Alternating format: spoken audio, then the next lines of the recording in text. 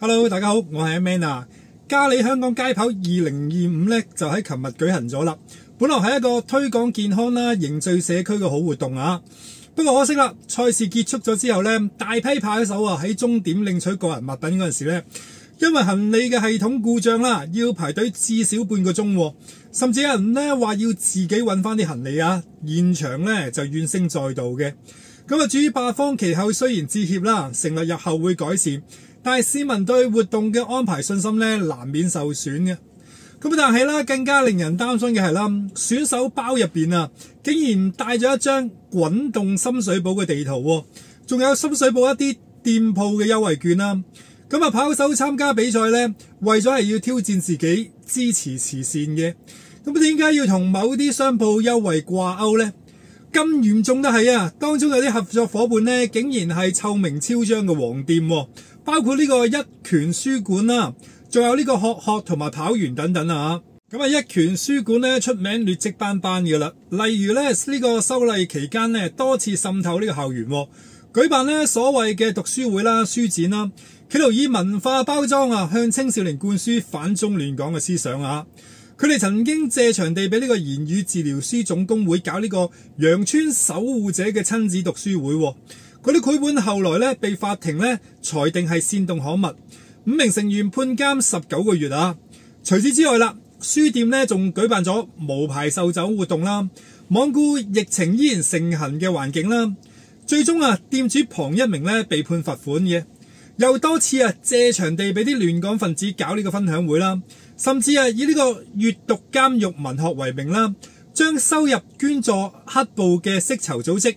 咁啊，佢哋咧仲展示咗佔中三醜之一嘅陳健民插畫，聲稱啊將收入嘅部分用作資助所謂有心人為囚犯贈書。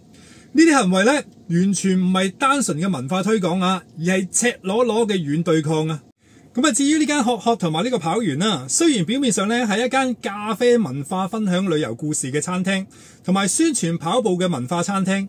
但背後咧同樣有社運嘅背景啦，經常以獨立本土作為招來，吸引年輕人啊。呢啲組織咧包裝成為生活嘅方式，實際上啊滲透咗政治嘅色彩啦，潛移默化咁影響社會嘅氛圍啊。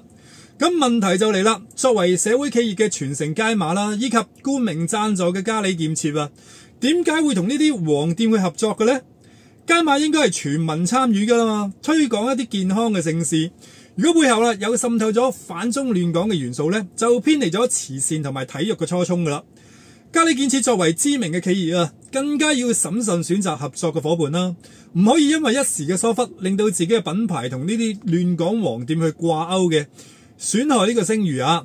而喺個網上面亦都發現啦，街馬同呢個 Playworld at 深水埗咧，計劃都係屬於香港社會創投基金嘅項目。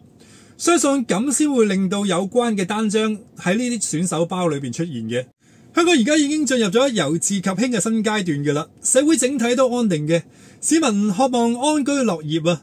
而各大嘅企業都應該要肩負起社會嘅責任啦，支持正能量嘅活動，杜絕任何黃絲殘餘勢力嘅滲透啊。教育人士咧早已提醒噶啦，要防範啊呢啲活動組織咧滲透學校嘅。但係估唔到佢哋今日咧竟然透過呢個街馬選手包咧滲透呢啲體育活動，呢個警號咧更加值得社會去警惕嘅。